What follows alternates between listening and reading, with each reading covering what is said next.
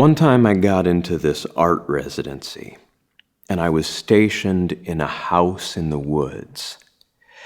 And every night, as I was about to go to sleep, I would hear rapid footsteps just above my head. I knew that somewhere nearby was an octogenarian who had written for the original Dark Shadows television program, so I assumed it was him, exercising. One morning, as I was walking down a path past the office building, I saw the lady from the office. She asked me if everything was okay. I said, "Oh, I feel great, very comfortable. I hear Joe upstairs every night." She said, "You're in the building alone."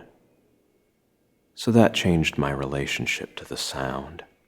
I thought it might be a squatter who's very in touch with my circadian rhythm, or maybe something else.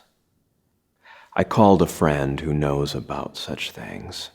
I said, "Look, whatever this is, it's their home, not mine. I don't want to banish anybody, but is there a way I could make peace and get some sleep?" My friend said, "No problem.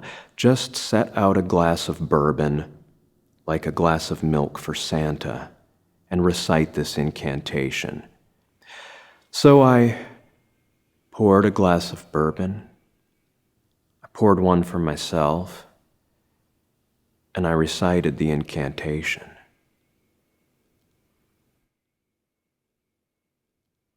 Poi è cambiato tutto,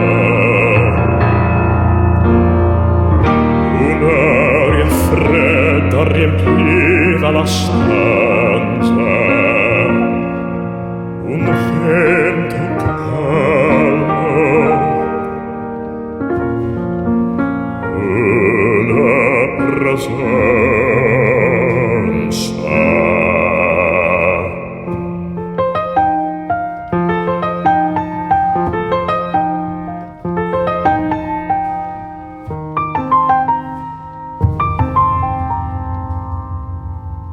Tocca un braccio, poi l'altro braccio, ed è stato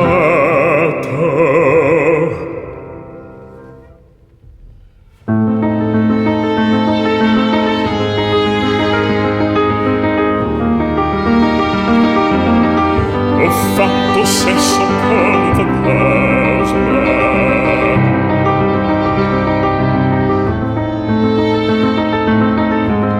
Non il solito sesso,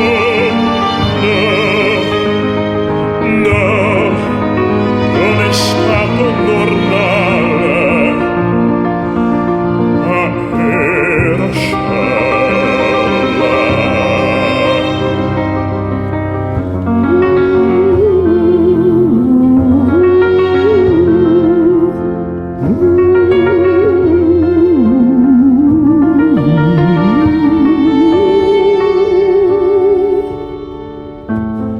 Cose diverse, tipo ginnastica per anziani. Il mio fantasma faceva massaggi. Ho alzato le braccia come un re, smarrito per ore, rabbrividendo il tempo si è dissolto. E anche io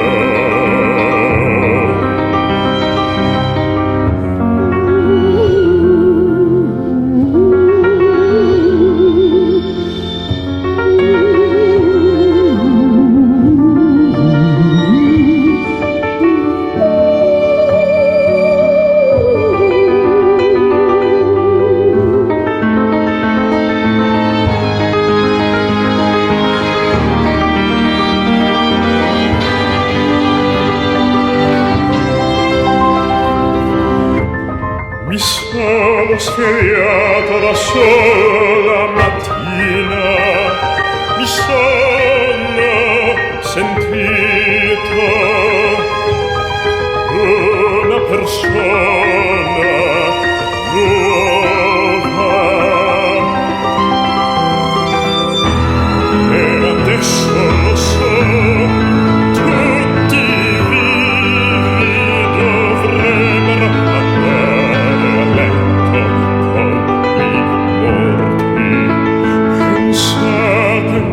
quanto ai fantasmi manchi avere un corpo, a quanto leggeri vi sentirete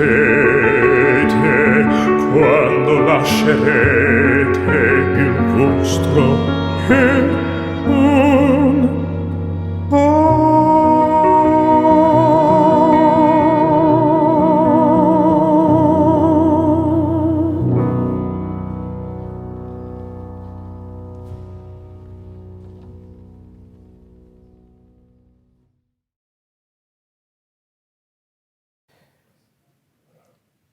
Yeah.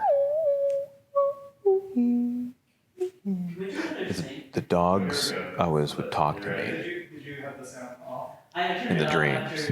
The dogs would talk to you in dreams? Yeah. And they always would speak in a voice kind of not unlike this.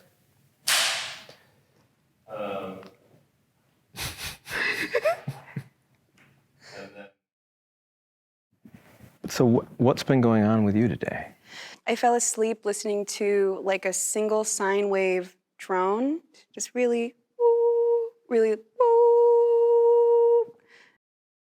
This show is called COVE of Harmony. I took the name from a 1920s nightclub that was run by the character actress Elsa Lanchester. Oh. And it was called Cave of Harmony. Elsa Lanchester was the bride of Frankenstein, and most famously, in which she hissed like a swan.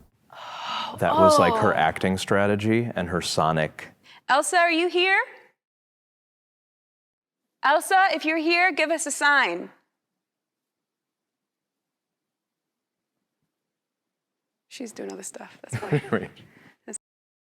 Well, I was wondering who your favorite singers are, or who your early Favorite singers? Yeah, or present. Okay. Well, you loved Mahalia Jackson, right? Oh, of course. Yeah, she made me understand God in a different way. Well, she took voice lessons at one point. She like went to a voice instructor, and the voice instructor tried to get her to stop making certain kinds of sounds, and she was like, if the spirit tells me to make that sound, I've got to make that sound. Yeah, I really resonate with that. Yeah. Yeah, I think like something I've been trying to play with recently is singing from like a completely uncolonized place and like entering into the wisdom and knowledge of like divine ancestry, divine in a way where it's like free from like all limitation, you know? And it's been that way and it has existed that way kind of like infinitely.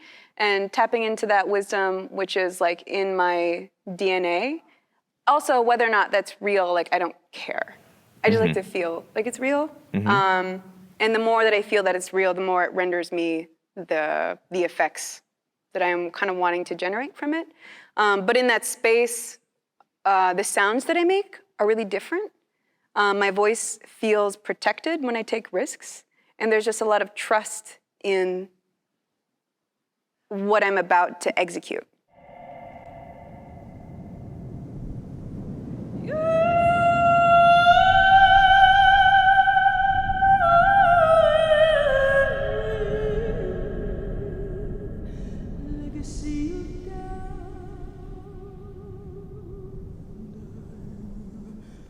And I feel like Mahalia was kind of coming from that same place. Just that like that safety in like being connected to like to an infinite source and presence that isn't being defined by limitation or fear in, you know, doing something wrong and how it could lead to damage. Because in that space of like those two things can't intersect, you know? I feel like she was tapping into that.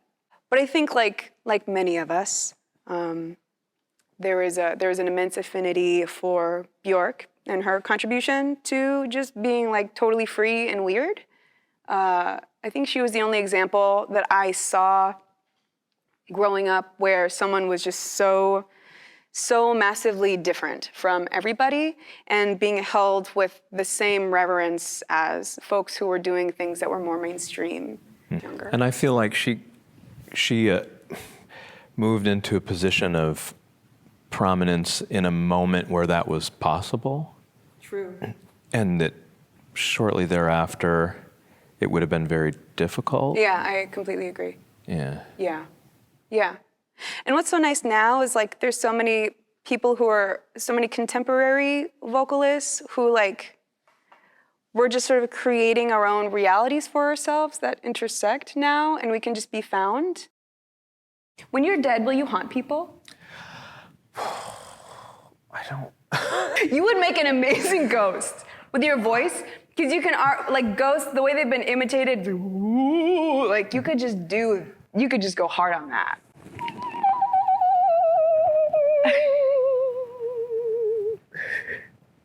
I don't know. You do. You just gave evidence. Leonardo da Vinci would talk about this miracle he experienced as a baby, where a bird of prey came down and opened his mouth. And it was a kite, I think, but it had been mistranslated as maybe vulture. And then Freud had this whole thing about, oh, well, of course, this didn't really occur, and he tied it into all sorts of complexes. But Freud's whole like long riff was based on a mistranslation. Right. And I felt like he was just trying to put Leonardo da Vinci on his couch, and he needed to step back. I agree. Yeah. He was just jealous.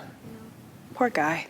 And now there's some clawing on the ceiling. I think it's Elsa. It's Elsa. She's Get me in there!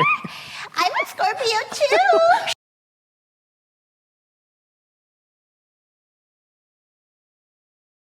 I've been burned out of my house, keeping my lonely heart burdened. Pearls, they fall out of my mouth. Maybe one day I'll know for certain what they'll need to stay alive, but never again will I